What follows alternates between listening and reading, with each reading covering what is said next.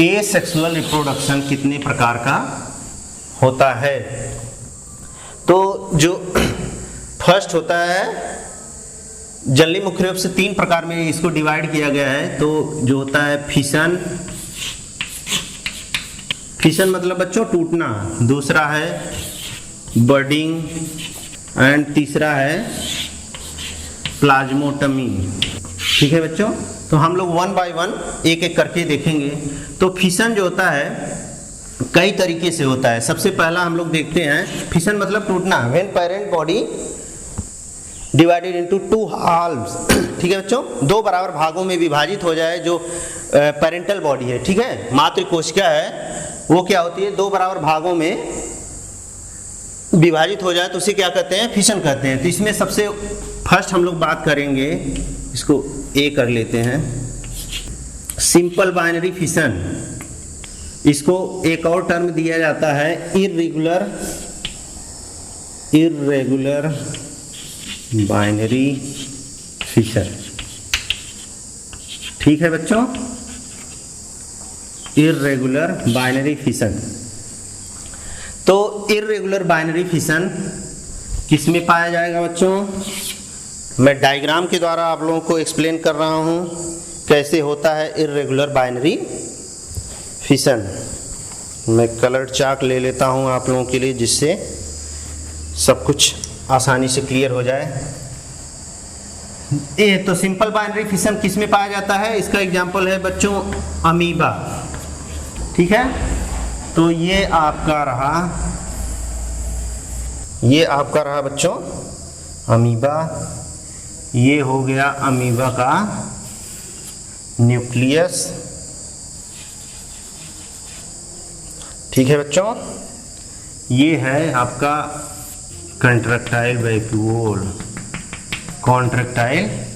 Vacuole. ये हो गया स्यूडोपोडिया। स्यूडोपोडिया का क्या काम हो गया बच्चों? ये स्यूडोपोडिया के द्वारा गमन करता है एक स्थान से दूसरे स्थान तक। ये है आप अमीबा का न्यूक्लियस। ये है बच्चों कॉन्ट्रैक्टाइल वैक्यूल। तो देखिए बच्चों, अब कैसे इसमें सिंपल बाइनरी फिशन होता है। सबसे पहले क्या होगा, ये अपने जो स्यूडोपोडिया है इसको हटा के एक राउंडेड शेप में कन्वर्ट कर लेगा, और इसका जो न्यूक्लियस है ये इलोंगेटेड हो जाएगा। अब इलोंगेटेड मतलब जो इसका केंद्रक है वह विभाजित होने लगता है, होने की सिचुएशन में पहुंच जाता है। और ये है बच्चों इसका कॉन्ट्रैक्टाइल वैक्यूल बना देता हूँ। अब कॉन्ट्रैक्टाइल वैक्यूल जो होता है बच्चों वो भी विभाजित होने लगता है और होकर 2 बना लेता है। बाकी और सभी चीज़ें रहती हैं, फूड वैक्यूल ये सब भी पड़े रहते हैं रिजर्व फूड के रूप में। इसके बाद बच्चों क्या होगा कि जो न्यूक्लियस है केंद्रक विभाजित होकर प्लाज्मा मेम्ब्रेन इसकी एक कंस्ट्रिक्शन के रूप में, अब यहाँ पे क्या होगा, 2 केंद्रक का निर्माण हो गया। एक केंद्रक यहाँ चला आएगा और 2 क्या बन जाएंगे, कॉन्ट्रैक्टाइल वैक्यूल भी बन जाएंगे। कॉन्ट्रैक्टाइल वैक्यूल क्या होता है बच्चे, इसमें क्या होता है कि ऑस्मो रेगुलेशन की क्रिया किसके द्वारा होती है, इसके द्वारा। और न्यूक्लियस क्या किस में हेल्प करता है, यह अमीबा को विभाजन में हेल्प करता है। अब यहाँ पे एक सेप्टम का निर्माण हो जाएगा और 2 डॉटर अमीबी का फॉर्मेशन हो जाएगा। ये आपका क्या हो गया बच्चों, सिंपल बाइनरी फिशन। ये क्या है, डॉटर अमीबी। ठीक है बच्चों, तो यहाँ पे क्या हुआ, सिंपल बाइनरी फिशन। जैसे फिशन में कई तरह के होते हैं, बाइनरी फिशन हम लोग बात कर रहे हैं। सिंपल बाइनरी फिशन या इर्रेगुलर बाइनरी फिशन किस में पाया जाता है, अमीबा में पाया जाता है। तो कैसे होता है, सबसे पहले क्या होता है कि यह राउंडेड शेप में कन्वर्ट हो जाता है और इसका न्यूक्लियस डिवाइड होने लगता है। ठीक है, कॉन्ट्रैक्टाइल और न्यूक्लियस डिवाइड होके दोनों छोर पे चले जाते हैं और फाइनली क्या होता है, एक सेप्टम का निर्माण होता है जो उसकी प्लाज्मा मेम्ब्रेन होती है, कंस्ट्रिक्शन होता है। कंस्ट्रिक्शन करके क्या बना लेते हैं, वही कंस्ट्रिक्शन अंदर जाता जाता और फाइनली वो प्लाज्मा मेम्ब्रेन ब्रेक होके दो डॉटर अमीबी में कन्वर्ट हो जाते हैं। तो ये हो गया आपका सिंपल बाइनरी फिशन, किसमें पाया जा रहा है, अमीबा में। ठीक है बच्चों। अब देखिए आप लोगों को दूसरा है लॉन्गिट्यूडनल बाइनरी फिशन। अब देखिए बच्चों, मैं आपको लॉन्गिट्यूडनल बाइनरी फिशन, तो लॉन्गिट्यूडनल में क्या होता है बच्चों, जैसे इसका एग्जाम्पल है यूग्लिना। यूग्लिना भी प्रोटोजोआ का मेंबर है बच्चों। इसको मैं बनाता हूँ, ये है आपका बेसल बॉडी। ये क्या है बच्चों, फ्लैजला, जिसके द्वारा यह गति करता है। अब ये इसमें आ गया एक न्यूक्लियस हो गया, न्यूक्लियस हो गया, और जहाँ से फ्लैजला निकल रहा है उसको क्या कहेंगे, ये बेसल बॉडी। ठीक है बच्चों, बेसल बॉडी हो गया। तो बेसल बॉडी न्यूक्लियस हो गया और ये फ्लैजला हो गया, ये हो गया न्यूक्लियस। तो यहाँ पे देखिए लॉन्गिट्यूडनल मतलब लंबवत, इसमें जो विभाजन होगा लंबवत होगा। कैसे होगा देखिए आप लोग।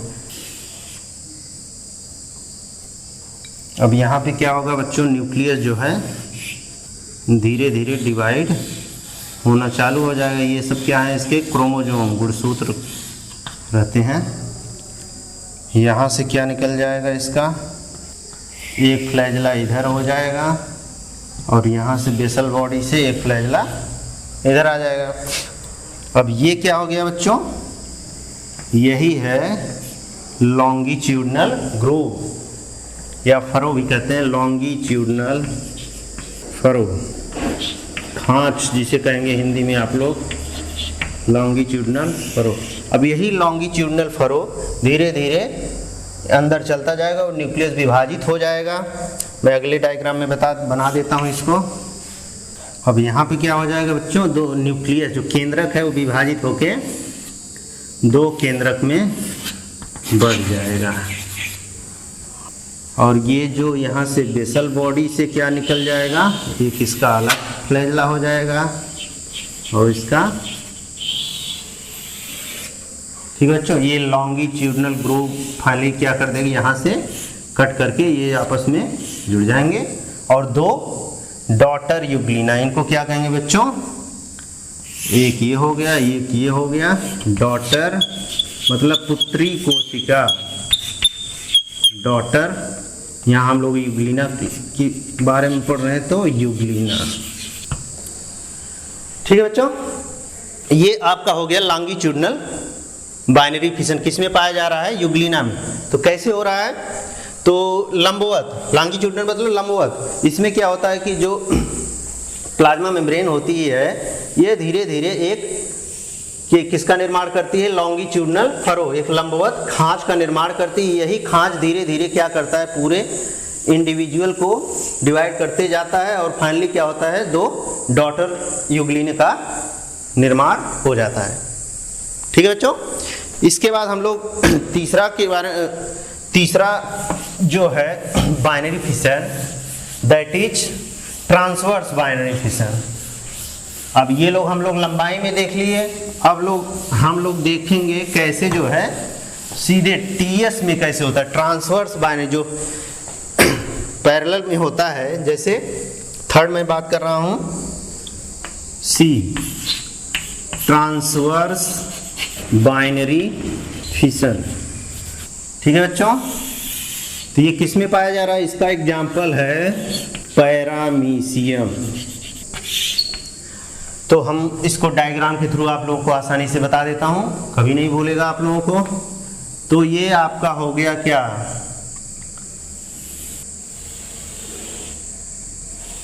ये आपका हो गया बच्चों पैरामीशियम। अब ये सब इसके साइड साइड में क्या हो जाएंगी, सीलिया, क्योंकि यह किसका मेंबर है, सीलिएटा का।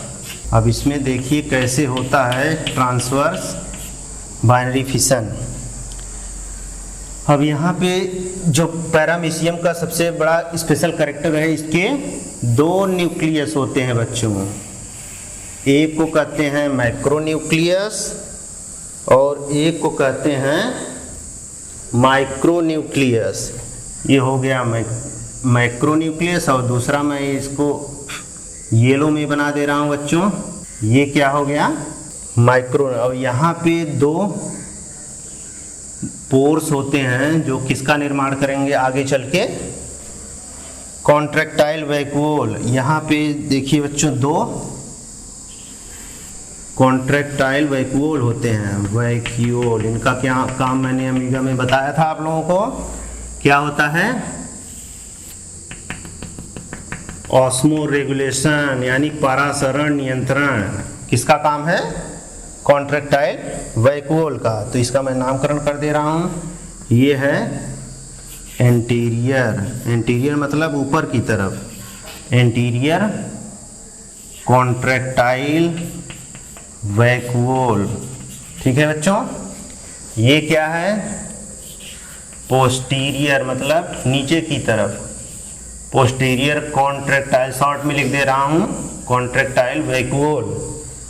और ये क्या है बच्चों, दोनों पोर हैं। किसके पोर हैं, pores for formation of new contractile vacuole, pores for new contractile vacuole. ठीक है बच्चों, तो ये इसका नामकरण हो गया। और ये दोनों क्या हो गया, ये हो गया मैक्रोन्यूक्लियस, बड़ा केंद्रक जिसे कहेंगे, मैक्रो मतलब बड़ा। और ये हो गया बच्चों माइक्रोन्यूक्लियस, छोटा न्यूक्लियस, माइक्रो न्यूक्लियस। ठीक है बच्चों। और यहाँ पे एक स्ट्रक्चर और होता है, ठीक है बच्चों, मैं बना दे रहा हूँ, ये है जिससे कि इसे कहते हैं साइटोफेरिंग्स यानी फीडिंग ऑपरेटर, जिससे कि जो पैरामीशियम होता है वह भोजन प्राप्त करता है। ये साइटोफेरिंग्स क्या बच्चा, ये एक ही होता है। यहाँ पे क्या होता है, डिवाइडिंग साइटोफेरिंग्स, एक साइटोफेरिंग्स, क्योंकि यहाँ हम लोग रिप्रोडक्शन के बारे में पढ़ रहे हैं। यहाँ पे क्या होगा कि एक साइटोफेरिंग्स दूसरे साइटोफेरिंग्स का विभाजन होकर निर्माण कर रहा है। ठीक है बच्चों। तो यहाँ पे देखिए कैसे ट्रांसवर्स बाइनरी फिशन होता है। ठीक है बच्चों। अब इसको और बड़ा सा हम लोग बनाएंगे, इसको मैं इरेज कर दे रहा हूँ बच्चों। ये आपका आप ट्रांसवर्स बाइनरी फिशन की जो ट्रांसवर्स ग्रुप का निर्माण हो गया बच्चों। अब जितने भी ऑर्गन है सबका हम लोग डबल डबल में निर्माण करेंगे। ये क्या हो जाएगा आपका मैक्रोन्यूक्लियस। ठीक है बच्चों। ये येलो रंग में छोटा वाला जो है ये भी विभाजित हो रहा है, ये हो गया आपका माइक्रोन्यूक्लियस। अब यहाँ पे जो कॉन्ट्रैक्टाइल वैक्यूल मैंने बनाया था येलो रंग, एक कॉन्ट्रैक्टाइल वैक्यूल ये हो गया, एक दूसरा ये हो गया। ये हो गया पहले वाला जो एंटीरियर है, मैं बड़े में बना दे रहा हूँ, ये एंटीरियर है। और ये क्या है बच्चों, पोस्टीरियर कॉन्ट्रैक्टाइल वैक्यूल है। अब इसको सीलिया इसका बना देते हैं, जिसके सीलिया का क्या काम होता है बच्चों, यह है सीलिया के द्वारा गमन करता है, एक स्थान से दूसरे स्थान तक जाता है। और हेल्प किसमें होता है, कैप्चरिंग फूड। और यहाँ पे देखिए बच्चों, अब ये जो साइटोफेरिंग था डिवाइड होके एक इधर आ गया और एक इधर आ गया। ठीक। अब देखिए कैसे एक पैरामीशियम से दूसरा पैरामीशियम का निर्माण हो जाता है। ये बन गया आपका सेप्टम। ठीक बच्चों। अब जितने भी ऑर्गेनेल्स हैं सब अलग अलग हो जाएंगे। इसका एक न्यूक्लियस हो जाएगा, ये हो गया माइक्रोन्यूक्लियस, ये हो गया माइक्रोन्यूक्लियस, इसका भी हो गया एक मैक्रोन्यूक्लियस, इसका भी हो गया एक माइक्रोन्यूक्लियस। यहाँ पे हो गया एंटीरियर कॉन्ट्रैक्टाइल वैक्यूल, ये क्या हो गया बच्चों, पोस्टीरियर कॉन्ट्रैक्टाइल वैक्यूल।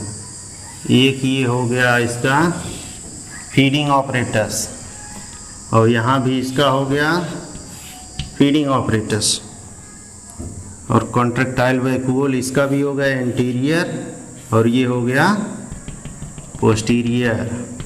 ठीक बच्चों, तो इस तरह से जो अब ये दो डॉटर अमीबिका, यहाँ से एक डॉटर अमीबी, ये दोनों क्या बना लेंगे, डॉटर अमीबी, सॉरी पैरामीशियम।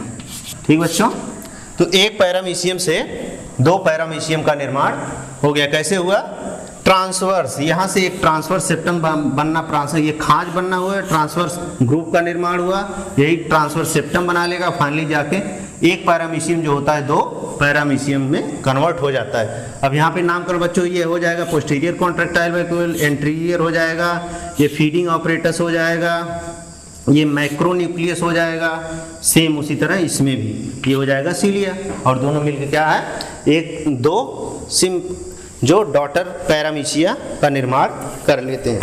ठीक है बच्चों, इसके बाद हम लोग बात करते हैं मल्टीपल फिशन। इसके बाद हम लोग बात करते हैं बच्चों मल्टीपल फिशन। अब तक हम लोग बाइनरी फिशन की बात कर रहे हैं, अब देखते हैं मल्टीपल फिशन। मल्टीपल फिशन क्या होता है, ठीक है बच्चों। तो सबसे पहले हम लोग बात करते हैं मल्टीपल फिशन का, जो एग्जाम्पल फर्स्ट लेते हैं अमीबा में। एग्जाम्पल है अमीबा में किस तरह का मल्टीपल फिशन होता है। तो मल्टीपल फिशन क्या होता है बच्चों, एक ही जो हार्श इन्वायरमेंट में होता है, कठिन जब अनफेवरेबल कंडीशन होती है, जब कंडीशन अनफेवरेबल होती है, जब कंडीशन अनफेवरेबल होती है तो उस समय क्या करता है कि जो अमीबा या और भी जीव होते हैं वो क्या करते हैं कि अपने, जैसे अमीबा केस में अपना स्यूडोपोडिया जो होता है विथड्रॉ कर लेता है और अपने तरफ 3 या 4 लेयर की एक सिस्ट वाल का निर्माण करता है। इस क्रिया को क्या कहते हैं, इंसिस्टेशन कहते हैं। अब ये क्या करेगा, यही इंसिस्ट के अंदर जो न्यूक्लियस होता है multiple time, many time divide करके लार्ज नंबर ऑफ अपनी संख्या बढ़ाएगा, और बाद में जब फेवरेबल कंडीशन आएगी उसमें क्या हो जाएगा कि जो न्यूक्लियस, प्रत्येक जो न्यूक्लियस है उसमें नए यंग अमीबी का निर्माण होगा। ठीक है बच्चों, इसको डायग्राम के द्वारा देखिए आप लोग। ये है 1 लेयर, 2 लेयर, 3 लेयर। ठीक बच्चों, इसके बाद लास्ट में ये बना लेगा अपना, ये सबसे मिडिल में क्या रहेगा, न्यूक्लियस रहेगा। ठीक है बच्चों, न्यूक्लियस है। अब ये सब क्या स्ट्रक्चर हो गए हैं, 1 2 3, ये क्या हो गए, 3 लेयर सिस्ट वाल। ठीक है बच्चों, 3 लेयर्ड सिस्ट वाल। ठीक, और लास्ट में क्या है, ये सब साइटोप्लाज्म हो जाएंगे, साइटोप्लाज्म, और ये क्या है बच्चों, न्यूक्लियस है। तो इस क्रिया को, तो जैसा मैंने पहले बताया कि मल्टीपल फिशन इन अमीबा में क्या होता है, सबसे पहले अपने स्यूडोपोडिया जिसे गमन करता है इसको विथड्रॉ करता है, हटा लेता है, और क्या करेगा, अपने चारों तरफ 3 लेयर की एक सिस्ट वाल का निर्माण करेगा। ठीक है, ये अनफेवरेबल कंडीशन में की बात हो रही है, अनफेवरेबल कंडीशन। तो इसमें अब ये सिस्ट वाल क्या करेंगे, इसका प्रोटेक्शन करेंगे, जो इन्वायरमेंट बाहर उसके सुटेबल नहीं है इसका प्रोटेक्शन करेंगे। और यह न्यूक्लियस क्या होगा, इसमें माइटोटिक डिवीजन होगा, मेनी टाइम्स क्या करेगा, इसमें डिवीजन होगा। अब देखिए क्या बन जाएगा, इस क्रिया को मैंने क्या बताया था, इंसिस्टमेंट। इंसिस्टमेंट अब क्या होगा बच्चों, जो है डॉटर न्यूक्लियाई फॉर्मेशन होगा। सबसे पहले वो तीनों लेयर बना लीजिए आप लोग। अब क्या होगा, इसमें ये सभी डॉटर न्यूक्लियाई का निर्माण करेंगे। ठीक है बच्चों, डॉटर न्यूक्लियाई फॉर्मेशन। अब क्या होगा लास्ट में, अब ये डॉटर न्यूक्लियाई फॉर्मेशन यहाँ पे नीचे लिख लीजिए आप लोग, डॉटर मतलब पुत्री केंद्र का निर्माण, डॉटर न्यूक्लियाई फॉर्मेशन। अब ये न्यूक्लियस में डॉटर न्यूक्लिया का फॉर्मेशन हो गया बच्चों। तो इसमें क्या हो जाएगा, ये सभी डॉटर न्यूक्लियाई किसमें कन्वर्ट हो जाएंगे, स्यूडोपोडियो स्पोर्स में कन्वर्ट हो जाएंगे। अब ये क्या हो जाएगा, स्यूडोपोडियो स्पोर फॉर्मेशन, स्यूडोपोडियो स्पोर फॉर्मेशन हो जाएगा। अब यही स्यूडोपोडियो स्पोर क्या करेंगे, प्रत्येक जब फेवरेबल कंडीशन, जब सुटेबल इन्वायरमेंट आ जाएगा, ये जो वाल है ये रप्चर हो जाएगी। ठीक है बच्चों, और नए डॉटर अमीबी का, जितने स्यूडोपोडियो स्पोर रहेंगे, नए डॉटर अमीबी का, ठीक है बच्चों। तो सबसे पहले मल्टीपल फिशन में अभी मैंने क्या बताया बच्चों कि ये अपना स्यूडोपोडिया जो होता है विथड्रॉ कर लेगा, हटा लेगा, और अपने तरफ चारों तरफ 3 लेयर सिस्ट वॉल का निर्माण करेंगे। इस क्रिया को क्या कहा जाएगा, इंसिस्टमेंट।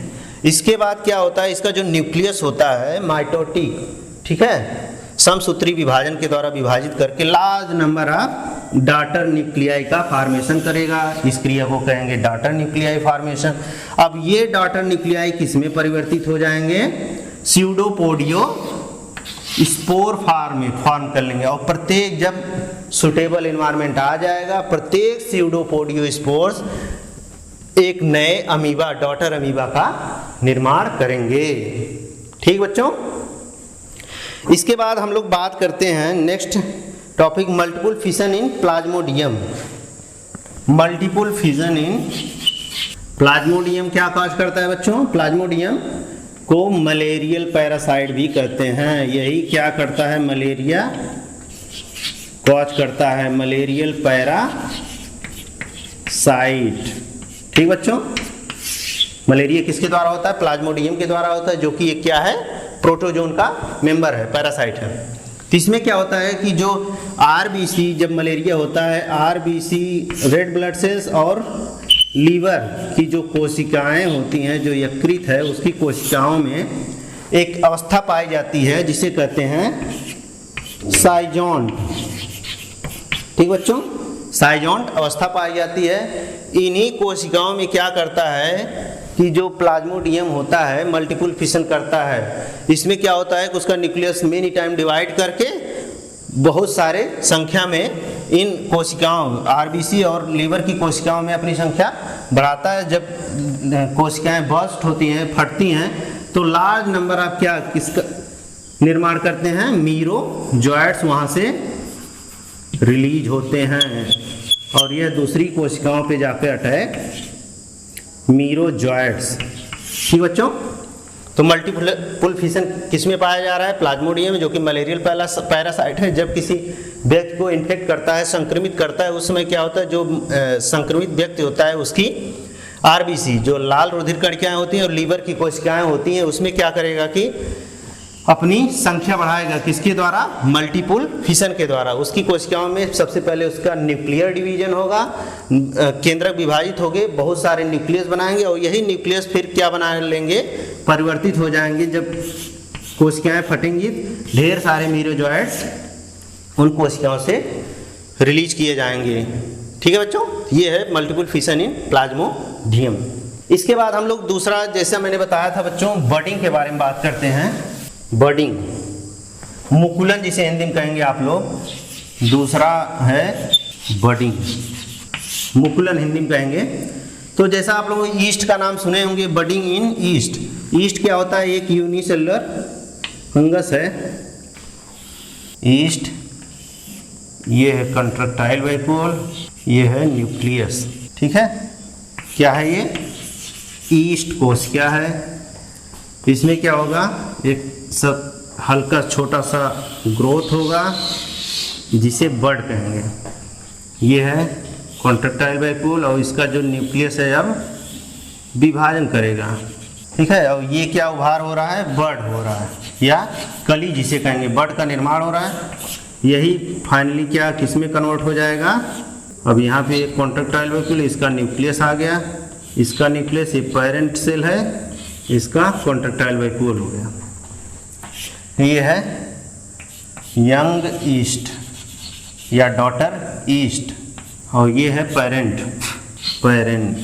ठीक है बच्चों, तो बडिंग क्या होगा, सबसे पहले क्या जनरली यूनिसेलुलर जैसे ईस्ट की बात हम लोग कर रहे हैं, इसमें क्या होता है कि एक छोटा सा बड या कली निकलती है, किससे, पेरेंट कोशिका जो होती है उसी से एक कली निकलती है और वही कली क्या होता है फाइनली शुरुआत में क्या होता है कि पेरेंट बॉडी से अटैच रहती है, लेकिन बाद में पूरा कंप्लीट अलग होके एक नए ऑर्गेनिज्म का या एक यंग ईस्ट का निर्माण करती है। तो ये क्या हो गया, बडिंग।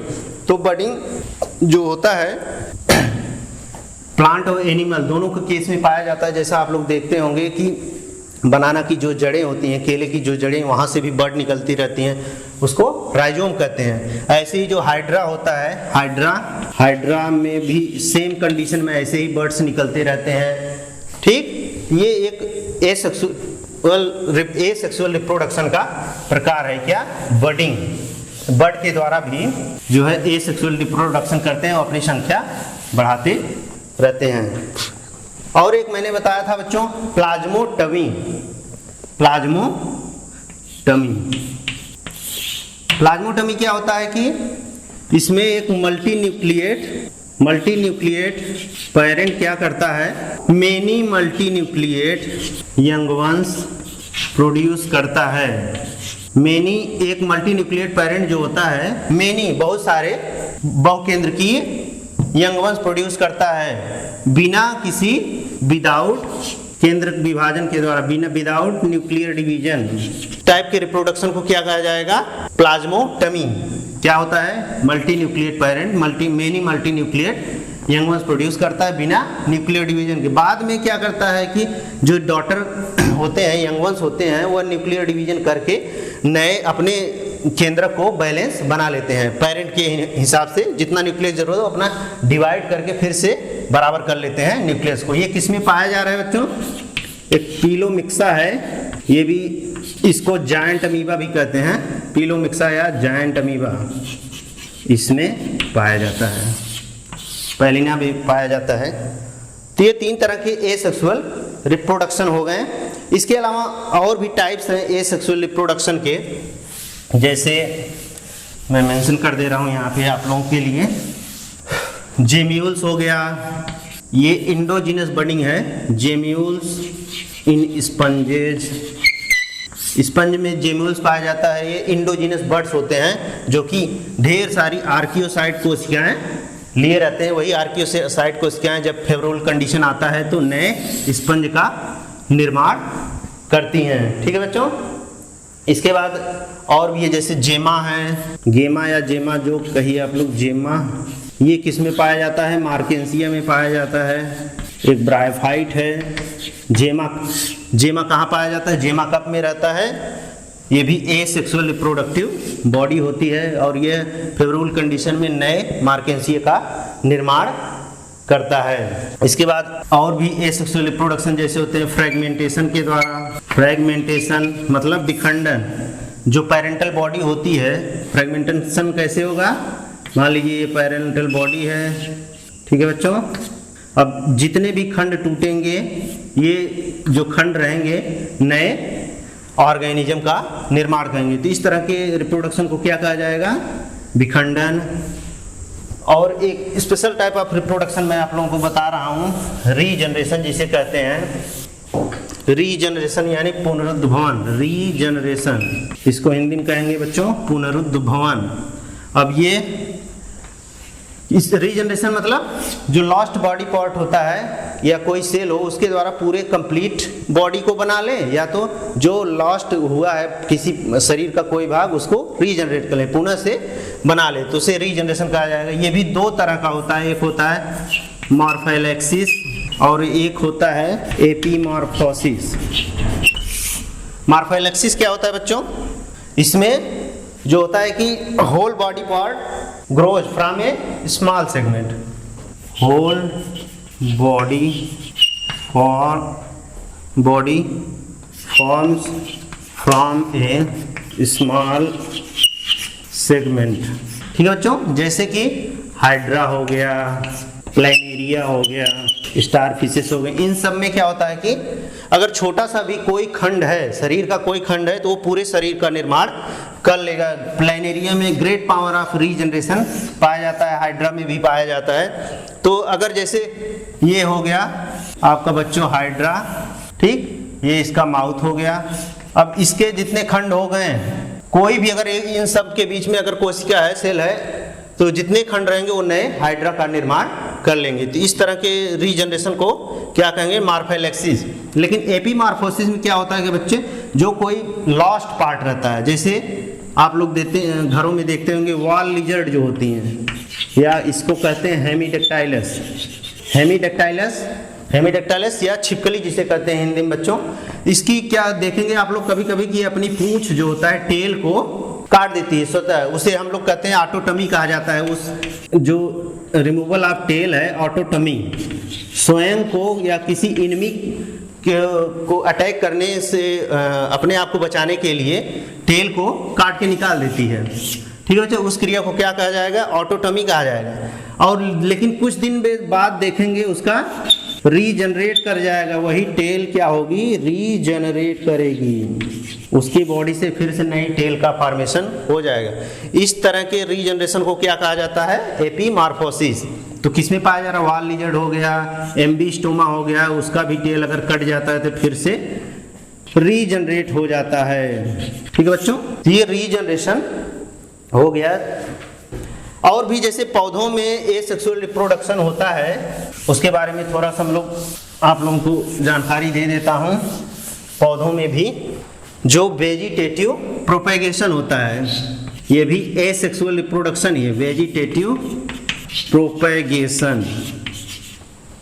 वेजिटेटिव प्रोपेगेशन मीन्स जैसे आप लोग देखे थे, बल्ब हो गया, ऑफसेट हो गया, सकर हो गया, रनर हो गए, ट्यूबर हो गया।